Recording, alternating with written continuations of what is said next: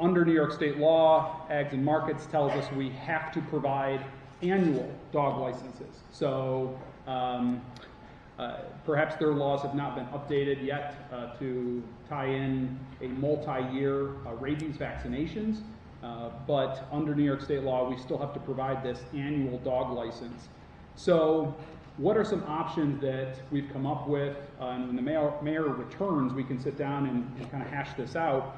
You know, short of a dog census, which it kind of, I don't know if that's really we get the return on it, if it accomplishes what we want, spending $10,000 or $15,000. What other options can we look at and investigate? Other communities and municipalities really talk about being a point of service issue. So, as I explained before, the kind of the hassle of going to the vet, getting the vaccination, coming here and renewing it every single year. Other communities are partnering with vet clinics to offer the dog licensing right on site. So I've reached out, talked to a couple local vet offices. They seem potentially interested in offering that, right? So you go, you get your rabies vaccination, and the municipality sets them up where they can go ahead and register on site to help improve that point of service with consumers, and they receive a service fee, for example. Another option would be to upgrade our online renewal process through our city website, so we're able to pay our water bills online. Why could we not look at upgrading to renew our dog licenses online as well? Be able to upload the PDF of the rabies vaccination. And then as far as looking at a way to maybe do a multi-year plan, Nick suggested offering a prepaid multi-year plan. So even though under New York state law it says you've got to do it annually, it does not necessarily stipulate that you could not, if you have a 3-year dog vaccination, rabies vaccination, it doesn't say that you couldn't pay in advance for the next 3 years and have it automatically renewed. So that's saving you 3 trips and maybe even a discounted rate if you prepay, right? And so instead of $15 a year, you do a 3-year for $30. It's cheaper for the consumer, it's less hassle. So that's something else that we might want to consider as when the mayor returns. So I just wanted to do a quick follow-up on that with the council. Next, we have PL 78-19 from Mayor Alio to authorize the mayor to sign and submit an application to the New York State Department of Environment Conservation under the Urban and Community Forestry Grants Program Round 15 in connection with the City of Olean Tree Inventory and Community Forest Management Plan Project. Okay, so Ms. Stephen. Hi. DEC recently announced that it has $1.24 million in funding available statewide, and it's for 3 different types of projects. It would be for a tree inventory or a community forest management plan, tree planting or tree maintenance, or an educational programming. So the city intends to apply under the tree inventory and community forest management plan. We currently don't have anything. The last thing that was done was in 1986, I believe, in paper form. So once we have a tree inventory established, then we would be able to go and do the maintenance plan, which would be a city guide for the tree board and for the city forester to properly maintain the trees that are in the city rights-of-ways, the city-owned properties and parks. This is something we've gone for in the past, correct? Yep, it's highly competitive. That's not a lot of money to go statewide. I followed up. We had applied last year, and we were a half a point off from getting funded last year, and we were only 4 points different from the top community. Wow. So there's not a lot of money to go around. Our department will do our best and work with Sue Cooper to try to get that funding this year. Okay. We don't have to hire a consulting firm or anything to come in order to apply for this, do we? No. Yeah, it's no, all our done in-house. department is writing it completely in-house. Right. And there is no match on this application or funding. Okay. Any? Yeah. Alderman Witte. Carrie, is this going to take a year to find out? Is there a deadline to send it in? Yep, the deadline for the application is December 4th at 2 p.m. And in the call that I was on last week, they advised that they will be making the announcement most likely in May of 2020. Okay. And if we're awarded, it's a 2-year project. Any other comments or questions? Seeing none, thank you. Could I get a sponsor, please? That's fine. Sponsored by Alderman Witte. Second. Seconded by Alderman George. All in favor? Aye. Opposed? Resolution carries for tonight's regular meeting. So next we have PL 79-19 by Mayor Alio to approve the following downtown property improvement program application for financial assistance as recommended by the Revolving Loan Fund Committee. DPIP 70-03 in an amount not to exceed $22,000. Ms. Stevens. Last Thursday, the city's loan fund committee met and reviewed the application and financial information for this applicant. The money would go towards improving a commercial building here in the city. It would be used to upgrade the ceiling, improvements to the walls, flooring, a bathroom, windows, and doors. Okay. Do you know what the term is on that loan? I do. There's a 20% deferred portion, so generally it is a 7-year length of the loan term, and it's at prime. Okay. Carrie, is this a current business or is this a new business coming in? It's a current business. This applicant previously had a loan with us and is paid in full and has been for years and knew about the program and was ready to do some additional improvements. So this is kind of a phase 2 to the business. Great. Yeah. Any comments or questions? Seeing none, could I get a motion, please? Oh, Motion is made by Alderman Andreano. I'll second. Oh, Paul? We'll go with Alderman Dougherty, second. Can I get all in favor? Aye. Opposed? Okay, and is moved to tonight's regular meeting for resolution. The next we have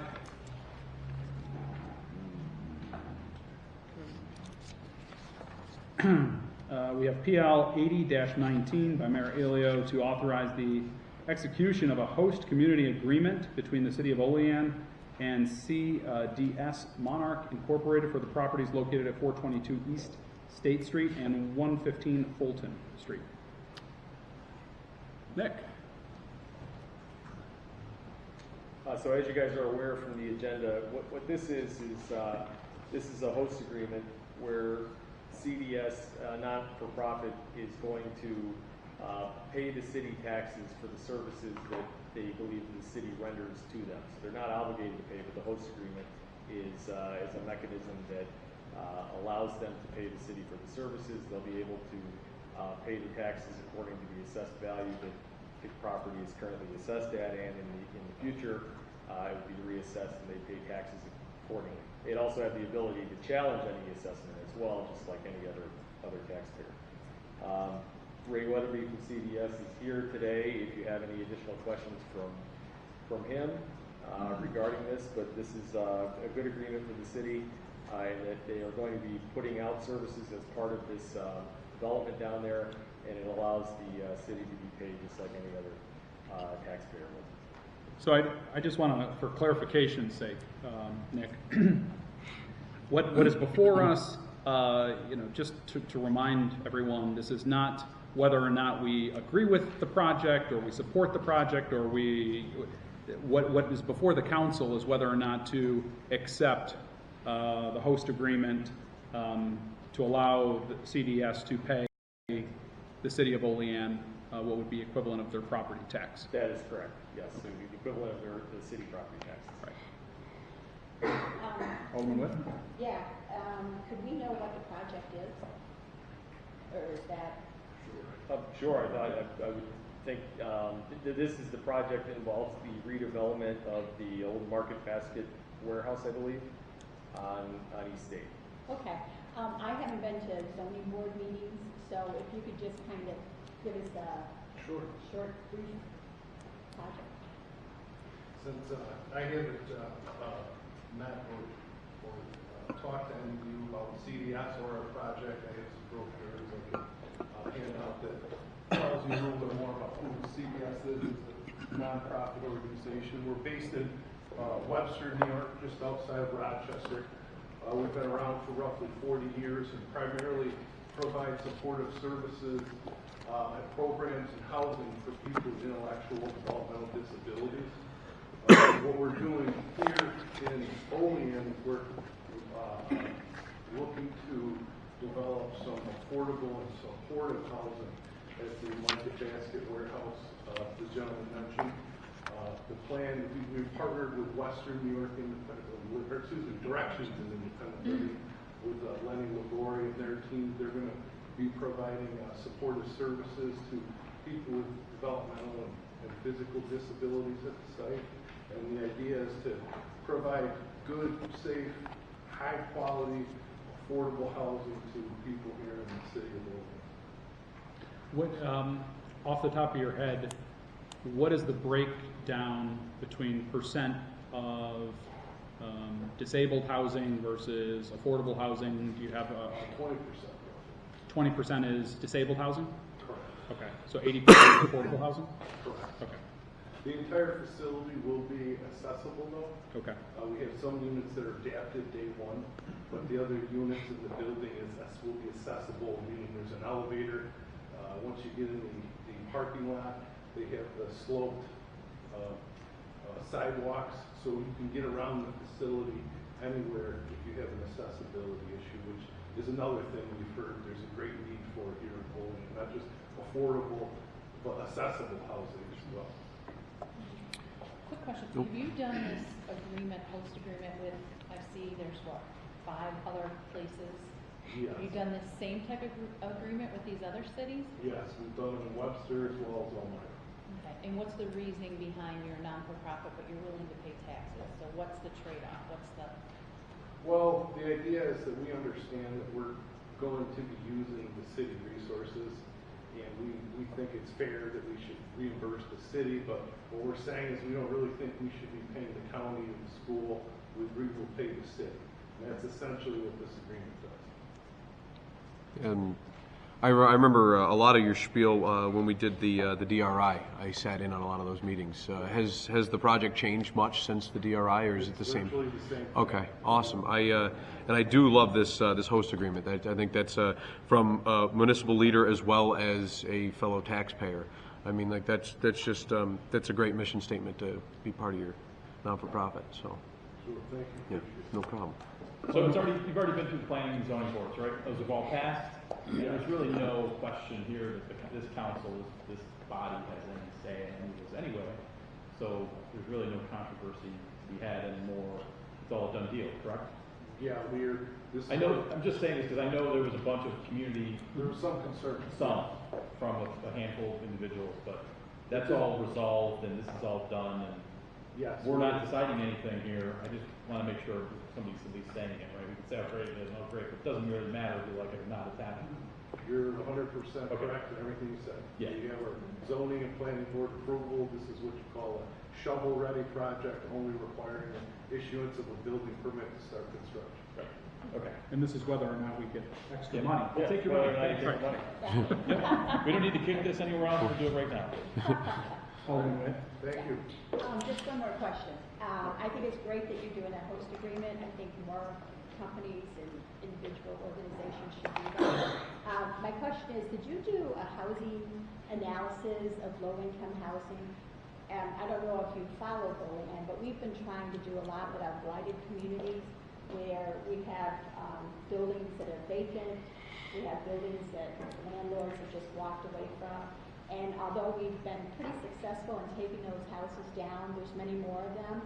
And I guess I can sympathize with some of the folks out there that say, so if you're putting in so many units for low-income housing, that's going to leave some of these houses that are tilting on whether we're going to demo or rehab empty. So we're going to have more blighted properties. And I think, and as far as the housing audit, have you spoke with our other housing projects throughout town? There's really what the need is? I guess that's my question. Sure, you bring up several good points. So in regard to to your first question, I think we completed what's called a market study, a market analysis, and that is required by both. We're going to be obtaining some money from the state, as well as we have to secure commitments from lenders and investors. And they want to see that there's a need in the community, and they have therefore we have to pay third-party professionals to provide a report to show whether there's need or not. And if there wasn't, then we wouldn't be here. The state wouldn't. We wouldn't bother wasting the state's time, and we wouldn't have any lenders, investors. But the fact is, there hasn't been any affordable housing built here. Some people can't remember. It's been over 15 years.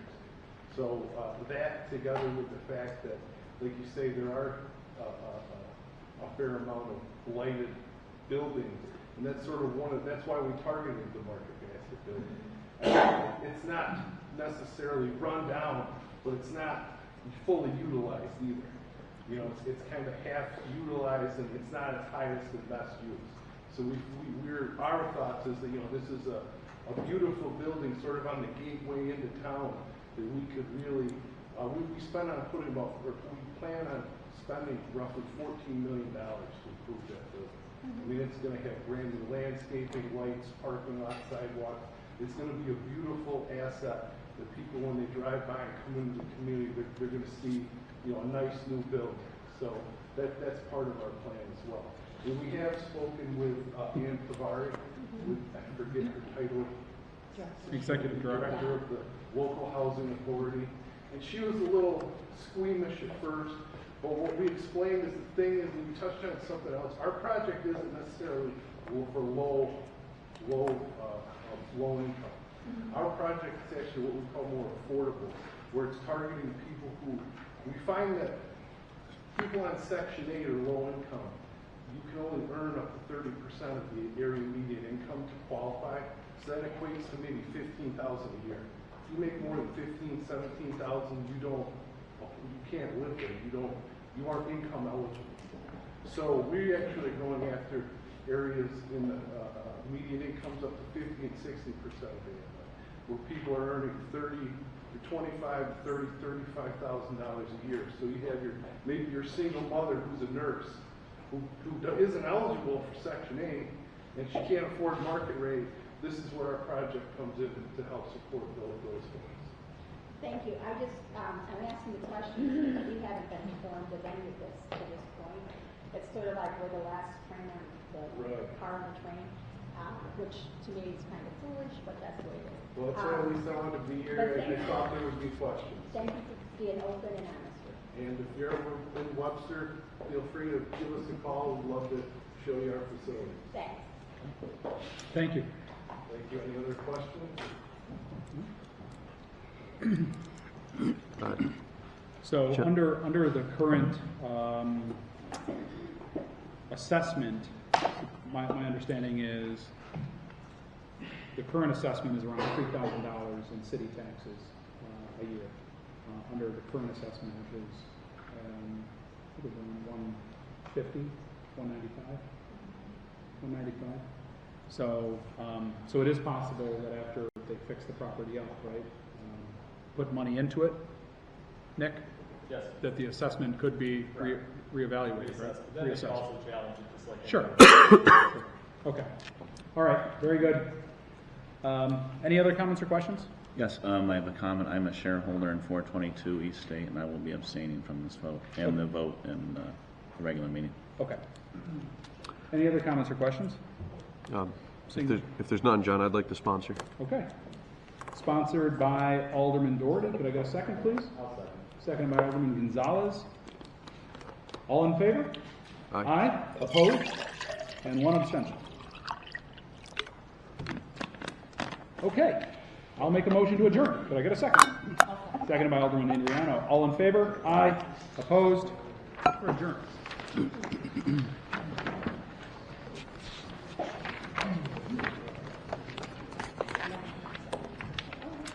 Maybe the council years ago shouldn't have adopted to delegate all of its power to the zoning and planning board, and then the council council will be approving and denying, and be well aware of all of the decisions made by those boards. That sounds like sound reasoning, right? And we get those agendas every month. And most of us get the paper as written as it is. Okay. You guys ready? Right. I'd like to call to order the regular meeting of the Olean Common Council for Tuesday, October 22nd, 2019. Will the clerk please call the roll? Alderman Witte. Here. Alderman Andreano. Here. Alderman Gonzalez. Here. Alderman Dougherty. Present. Alderman Smith. Here. Alderman George. And Alderman Crawford. Here. Please rise for the invocation.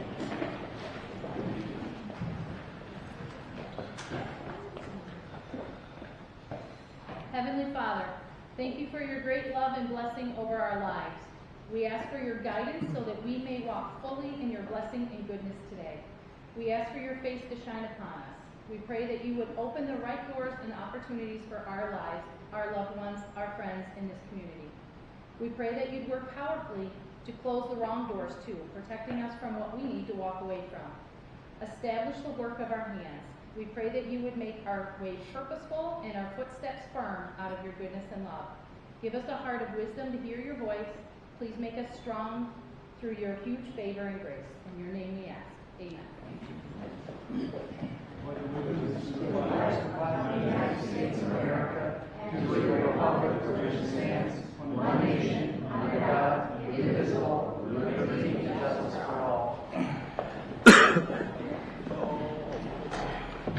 Reading, correcting, and approval of the minutes of the previous regular meeting.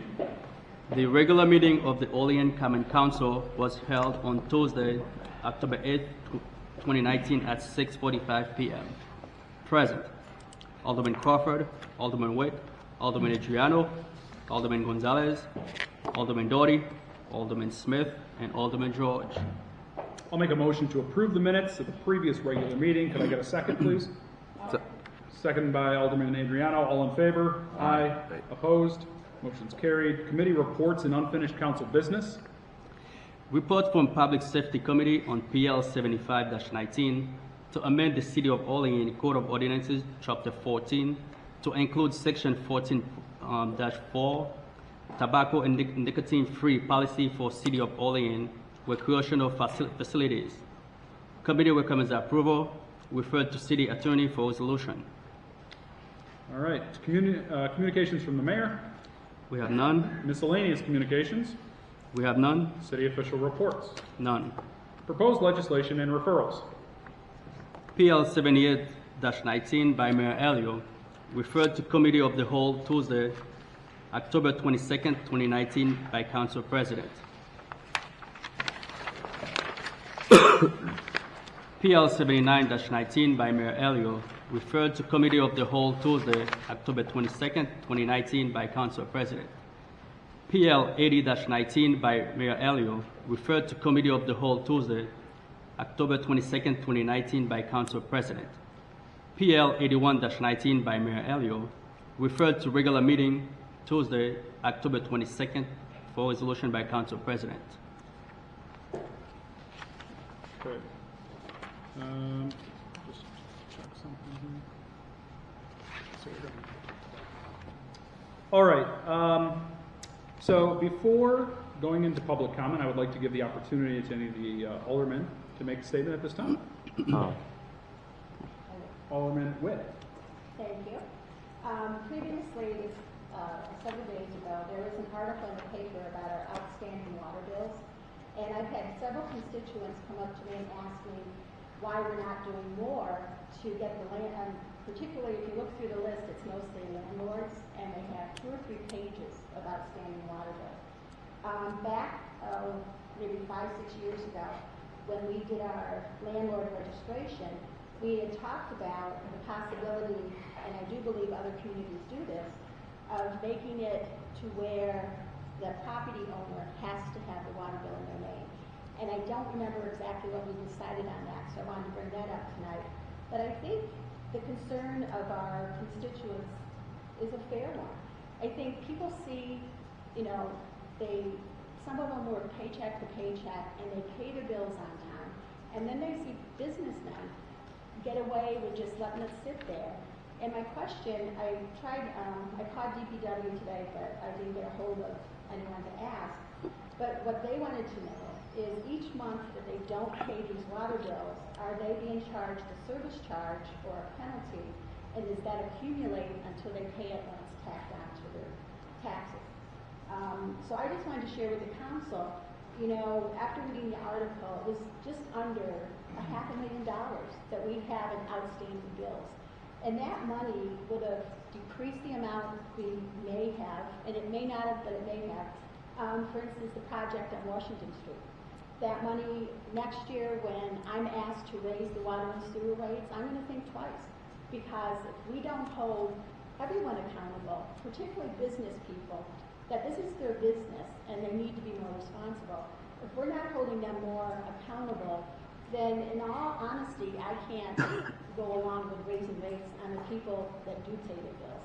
So I just wanted to share some of the concerns that folks have brought to me this past week about that article. And I think we do have to look into doing something different. That's all. Thanks. Okay. Thank you, Alderman Witte. Anyone else? John, I'd like to say Yes. something. Alderman Dougherty. So within the last 30 days, I've learned of some kind of upsetting news with a silver lining.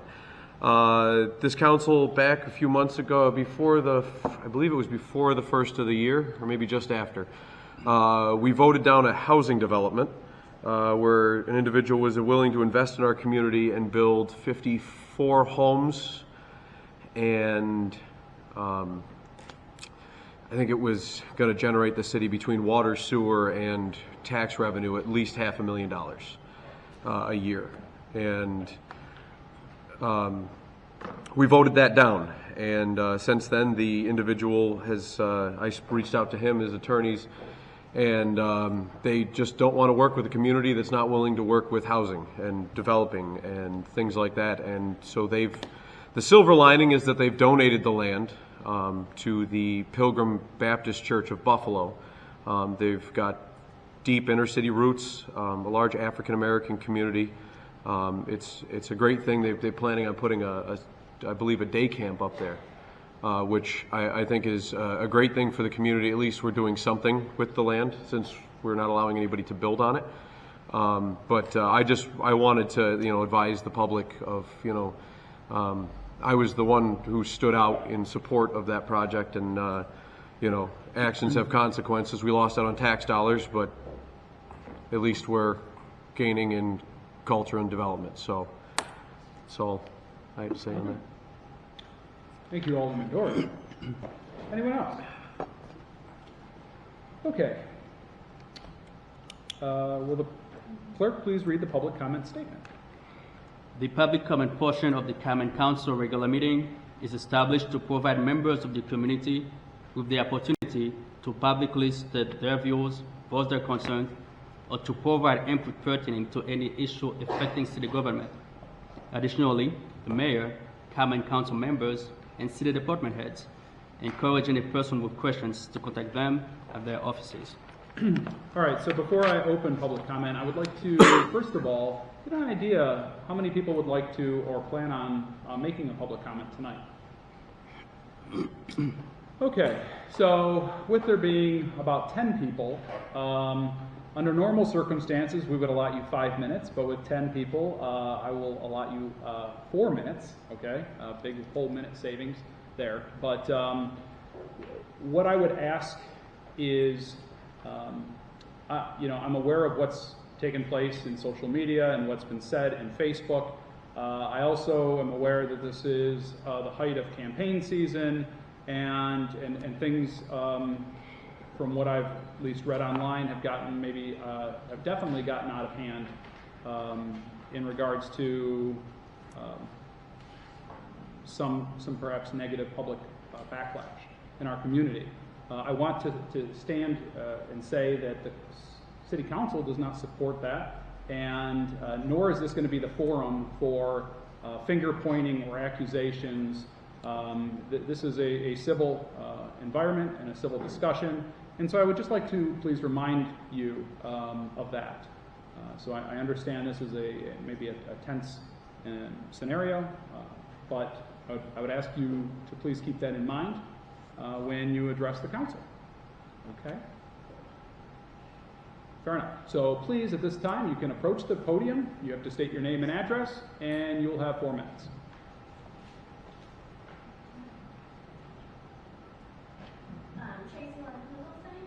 My address is 507 King Street.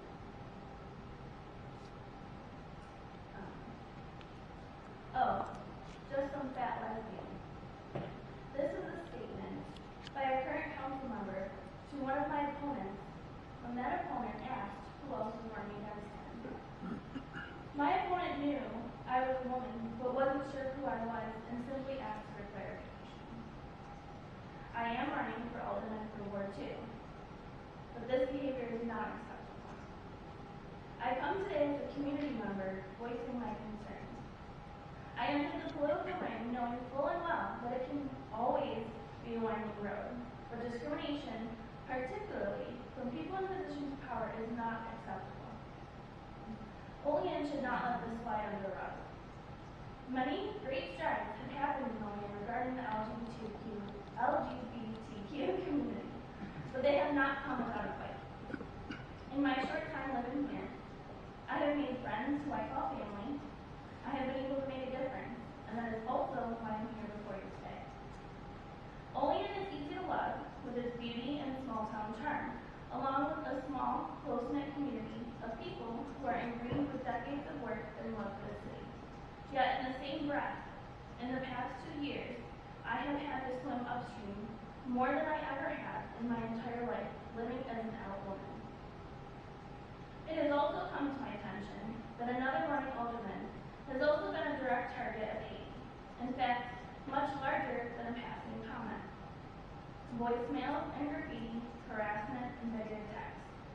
How is it acceptable that a man willing to help others in his community now has to live fearful for his safety as an openly gay man in 2019? This is not acceptable. I ask you, current council members, how will people in positions of power and service to the community be held accountable for their actions? Who will stand up for us? How will we as a community stand up for each other and not tolerate hate any longer? How have we let hate crimes go unpunished and uninvestigated? How many displeasures and incidents need to be voiced by community members before action is taken? This is well beyond politics. This is a human issue at this point. This is a community issue. This is the time to make a difference. We as a community do not want to live in fear. In fact, the community here today consists of LGBTQ members and our allies who refuse to live in fear and hate. We do not want to set the stage of shame and harassment for our children and future generations. We need to do our best to make Olean a place for everyone. We need to do better. If hate is perpetuated through leadership, it will only continue to be accepted and tolerated. Harassment is not acceptable from anywhere, especially of a place of privilege and power. Hate is not acceptable. Thank you. Thank you, Ms. Duselstein. Okay, who's next?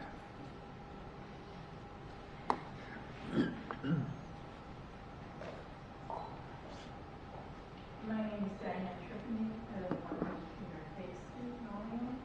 I've been a member of this community, a citizen of Olean, for almost 9 years now. And this is the first time that I've been ashamed of Olean. There have been other times when I've spoken out on LGBTQ communities issues, but this is the first time I've heard comments being made in this building. This is the first time I've heard comments being made, people sitting agriculture. This is the first time I've heard death threats being used for political race. This is the first time that I've heard that someone goes to the police and sends the comments to the Olean Times Girl, and not much has been done. So I am ashamed right now of my city. And this is a city I love and I work for, and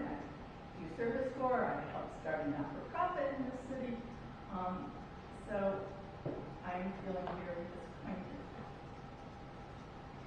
And the comments, which I will not repeat, are demeaning. They are meant to be demeaning. They are meant to be bullying. They are meant to be hurtful. And in fact, in some of them, they are meant to intimidate and perhaps even promote violence. So I would like to hear from my city leaders that you will step up and make sure that these types of comments and these types of actions no longer occur in the city of Olean, that we are open to all, that we are friends to all, that we make sure that our city is one of the best cities in the United States for all people. And by the way, I'm a 63-year-old white straight woman, so I'm not somebody to say to Tracy Lynn, I stand up for you. Thank you, Ms. Trippinger. Anyone else?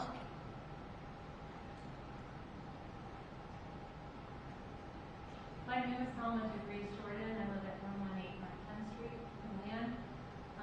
And I'm here to just speak to the fact that when you have political homophobia that's used in any way to generate votes in an election, that kind of rhetoric percolates down into the community you're in, and it legitimizes that kind of language. And it affects the community's language. It affects the language and the rhetoric you see in the schools. And when we elect you to represent us, regardless of our partisanship, you're here to represent all of us, all your constituents, and also to provide a vision of unity and bring this community together. We're all here because we love this community and we want it to be an inclusive one, regardless of race, gender, ethnicity, nationality, ability, you name it. We're here in solidarity. And, the language that you use should be inclusive of all your constituents, of all your opponents, and you should have respect for all of them.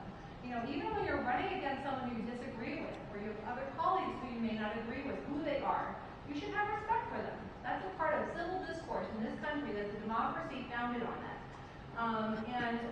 The roots of political homophobia run deep everywhere, but we have made huge progress in countering that, but it requires ongoing effort, and we shouldn't just stand still and just assume that we should take these things for granted. And it's very important that you as a council speak to these things. Set a very high bar for our community of where we're going as an inclusive community that respects all of our citizens.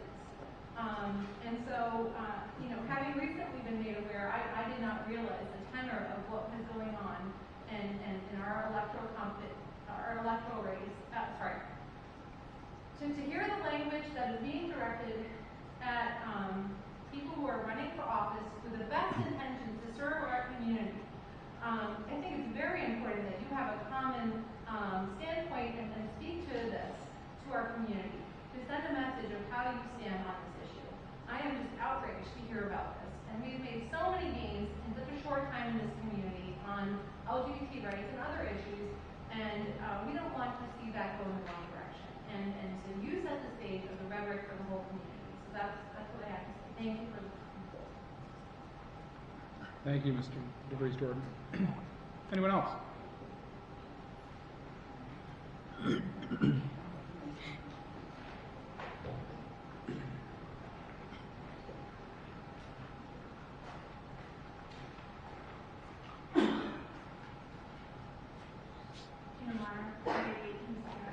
I'm here as an ally on behalf of the community. I was made aware of some of the remarks made by some people in power. And it's unfortunate that those people cannot see, others just as themselves.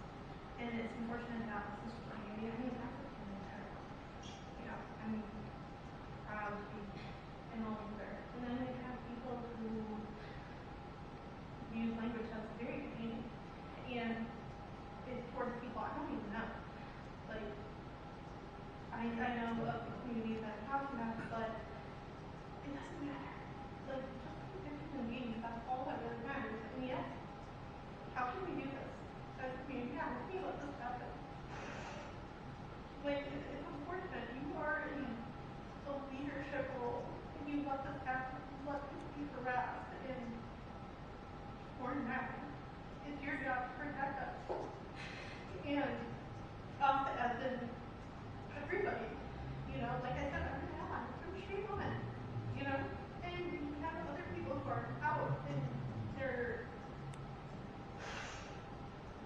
members that, you know, like, take pride, independent in everything that they do.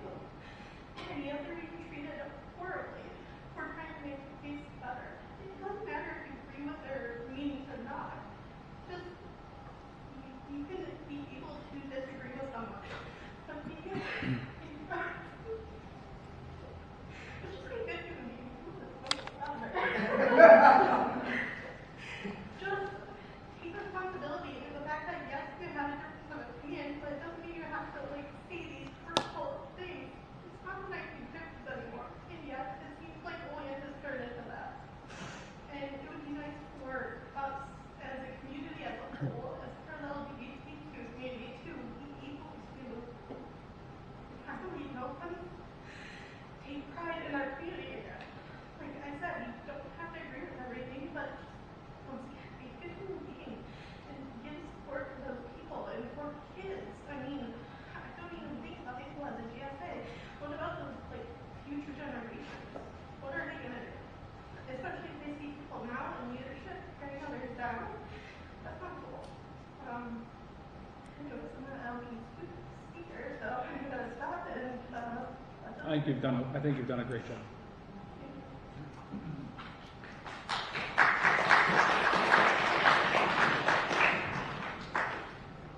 Anyone else?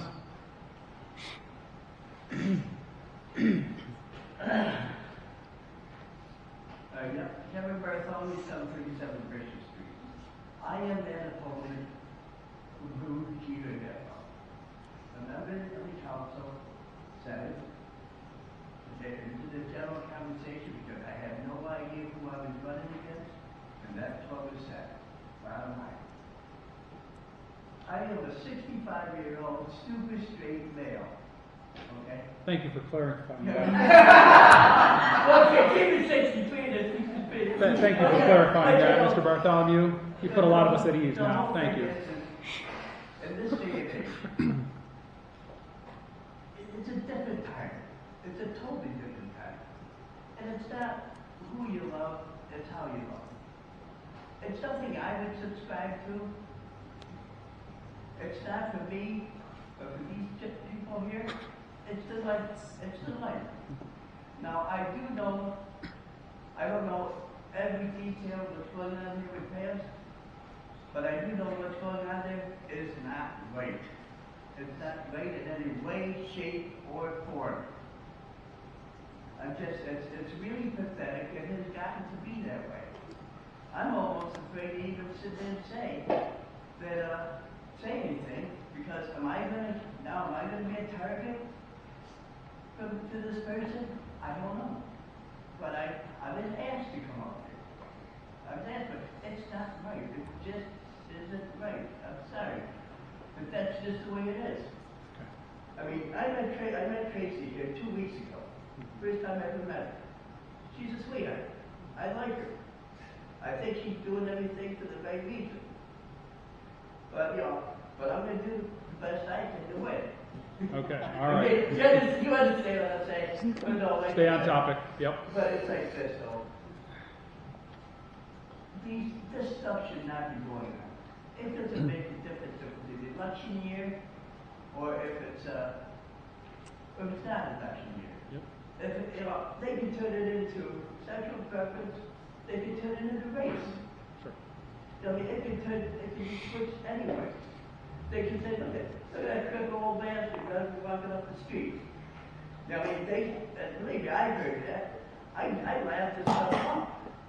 But what can you do? You laugh it off. Still not right. Yeah, okay. Thank you very much. Thank you, Mr. Bartholomew. Yes.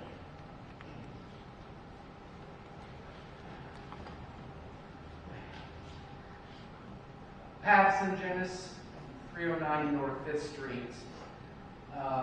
As all of you know, I usually speak from the heart, but as shaken as I am by the recent events, I hope that you will forgive me for having a prepared statement tonight. I just wanted to put the activities of this past week into the proper context. I came out of the closet in 1992 when I was 22 years old. I was freshly out of St. Bonaventure, where at the time the only gay support group never mind the other letters, just the G, met in secret, and you had to get the meeting time and place from a counselor. And I decided I never wanted to hide again. I paid the price for that decision. I lost friends, or at least I thought they were friends. I lost the job that I left honest to take. But I earned peace of mind. Whether people hated me or loved me, they did so for me, not who I wanted them to think I was. And whatever else I lost, I came out on top in the end, because I met my husband Brian, the man I love and always will love. Next month we will have been together for 27 years. And while some of those have been better than others, I would not trade a single one of those years for ones in the closet. I've never deluded myself about what being out meant, especially in politics, the problems it could cause, how it would stir hatred from certain people. I had another nasty reminder about the costs of being out when 2 years ago I was fired from my job at a radio station in Bradford because the owner discovered I was gay. And the sad fact is, we tend to forget it, but as LGBTQIA and all the other letters, our rights stop at those mountains out there. But I think everyone sitting on your side of the bar tonight will agree, and yes, I do mean everyone. If you want to build a better world, or even just a better city, you have to be willing to pay those prices. The threats and harassment I received last week served as reminders for me of the costs I've chosen by being out while working for that better world. Refusing to lie about myself just makes some hateful hearts a little less uncomfortable. And I know that by running and presenting myself as who I really am, I may have lost votes of many people. People who would also deface a sign or send threatening text messages if they knew they could get away with it. And yes, I know that by refusing to disavow who I really am, I have more likely than not lost this election. And I can live with that. I don't mind losing votes because I'm telling the truth. I don't mind losing an election because I didn't lie to voters. It's better than winning because I did lie. That's an honorable defeat and not one to be ashamed of. Thank you. Thank you, Mr. St. John's. Anyone else? Anyone else? Anyone else?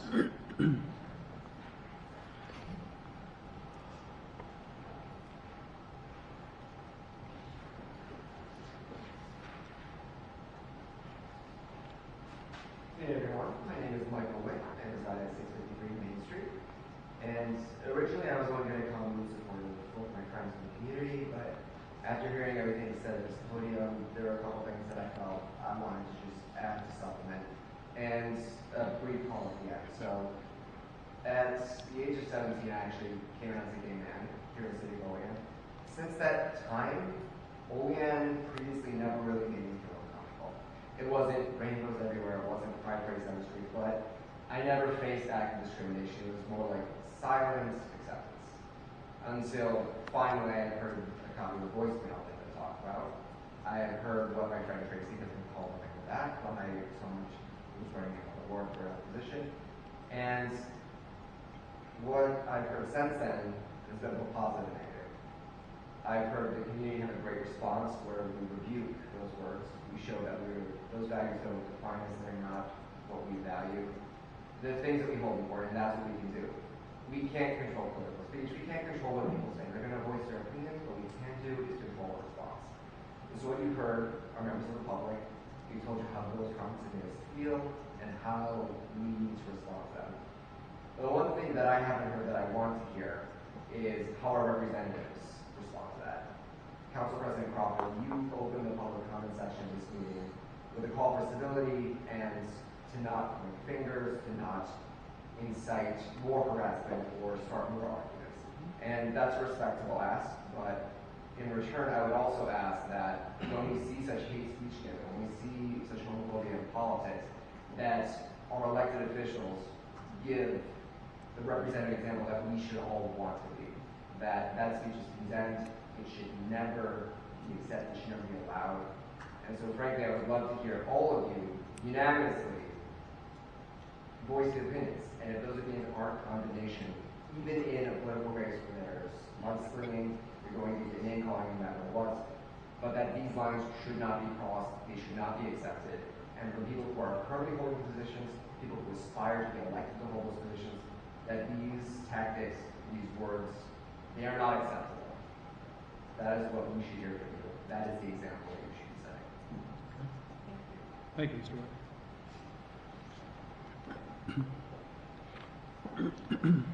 Anyone else? Anyone else? Anyone else? Nope. Okay.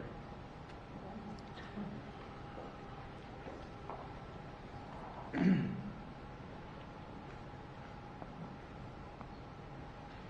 name is Ella Moore. I live at 108 South 8th Street, Olean, New York. And it's the longest walk I've ever had in my life, that's for sure. But I like to echo what was just said about, I know that things are going to come up.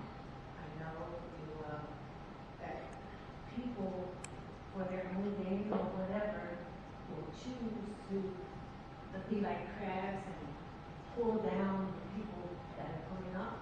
I need to ask, please, don't believe the hype. Don't play the game. Please, because that's what they're winning if you do it. Please, whoever is calling names, whoever is, for whatever reason they might have, an invasion of someone else or what have you, don't believe the hype. Don't play the game. Please, if you see somebody taking somebody, signing out, or hurting, or saying something, then say something back, okay? Because otherwise, if you don't, then you're adding to it. You're part of the problem, and it's on that stuff. I don't know if racism or homophobia or anything is going to quit in my lifetime. I don't have much left, but in your lifetime too. Please, let's help it out. Don't let them use you as pawn. Please. Okay? Thank you, Ms. Okay, anyone else? Anyone else? Anyone else? At this time, I will call the public comment section closed. I know it's public comment, but I think, could we have a turn to talk? We don't usually answer the comments. Of course, I just Alderman think, Witte. thank you. I just think as a member of the common council, and I've been an elected official for 16 years, and I think it's the first time that I've seen such downright nastiness. And Olean's better than that. I think all of us care about each other one way or another, and there's not one family that doesn't have someone that they love. And I think as elected officials, it is up to us to set a better, higher fit. I just think, sorry. Sure. I just think if we're not going to say something as elected officials, then who is? And what happened was totally wrong, and it should have never happened, and I hope it stops now. And I would ask my fellow Aldermen to stand the same thing. And Michael Witte, I'm very Thank you, Linda. It's running for office is challenging enough by itself, right?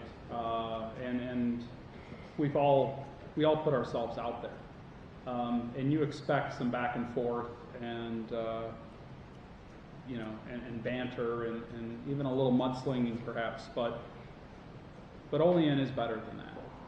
It's better than crossing that line. And we're all human beings. We all know what that line is too, especially in 2019. So I do ask. I ask our community. I ask all of us to come together and be better than that. we should be thankful that people are stepping up and running for office. A year or two ago, those positions went, no one ran against them, okay? That's not good for democracy. That's not good for local government to have positions that go unchallenged over and over and over. So I guess what I'm trying to say is thanks for any candidate that puts themselves out there, and have some compassion. I mean, it's a couple of months ago we signed a charter for compassion in the same room, right? Let's represent that, and let's stand unified together. So, thank you. John, I'd like to say something. Sure.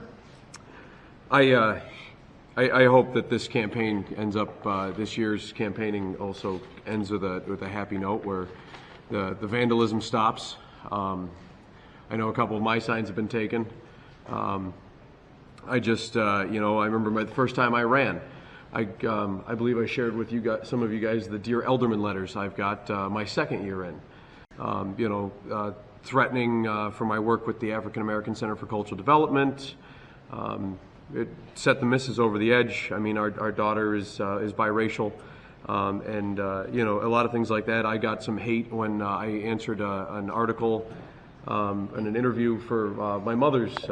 My mother's married out in Connecticut, and the only person who doesn't like it is my dad. But divorces get that way. I mean, I got a lot of slack for that, and it's because I love my mother and respect her. I hope our community does grow as a whole, and that this hatred and vandalism stops. So.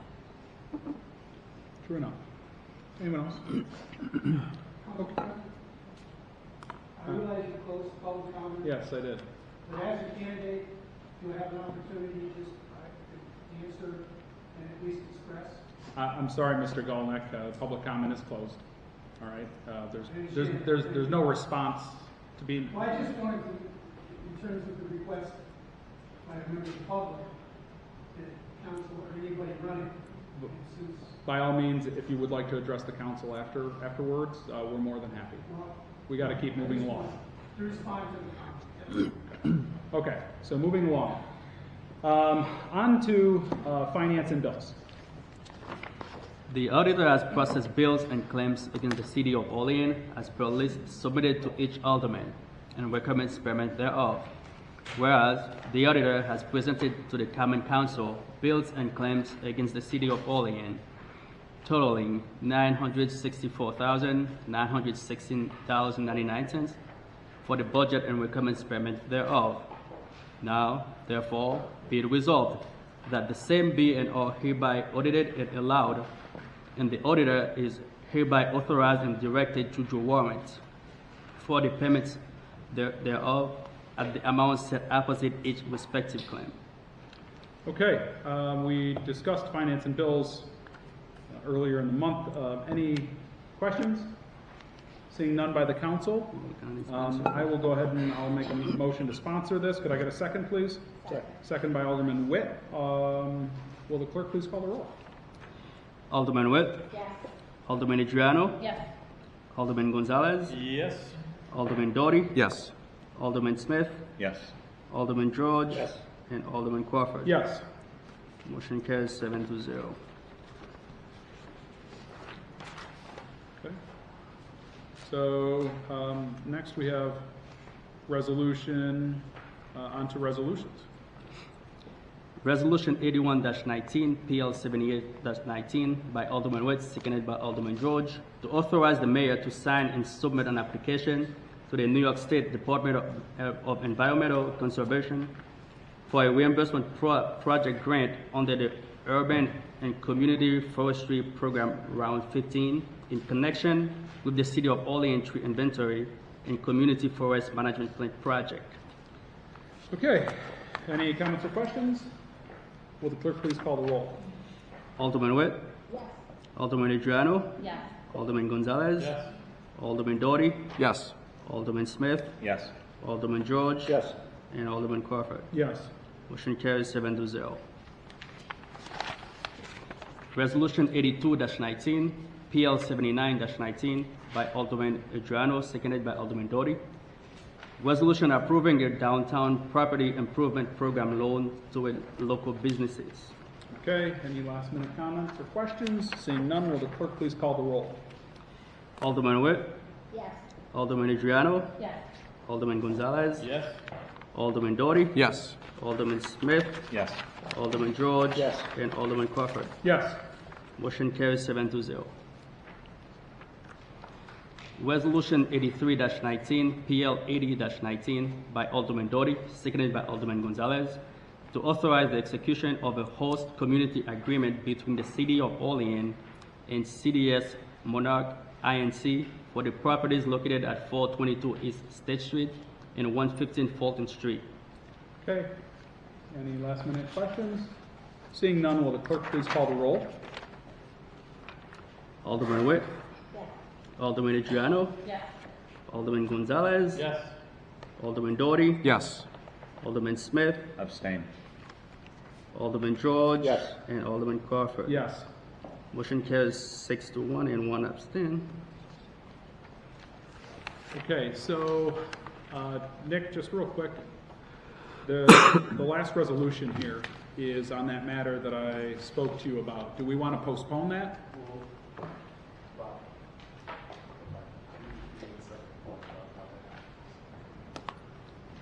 1 minute, please.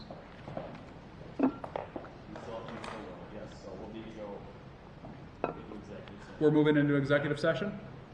Okay. Then I will, at this time, as it relates to an employee matter, I'm going to make a motion to enter into executive session. Could I get a second, please? Second by Alderman Gonzalez. All in favor? Aye. Opposed? All right, so at this time, okay. Okay, so we're back, and Resolution 84-19, PL 81-19. Could I get a sponsor, please?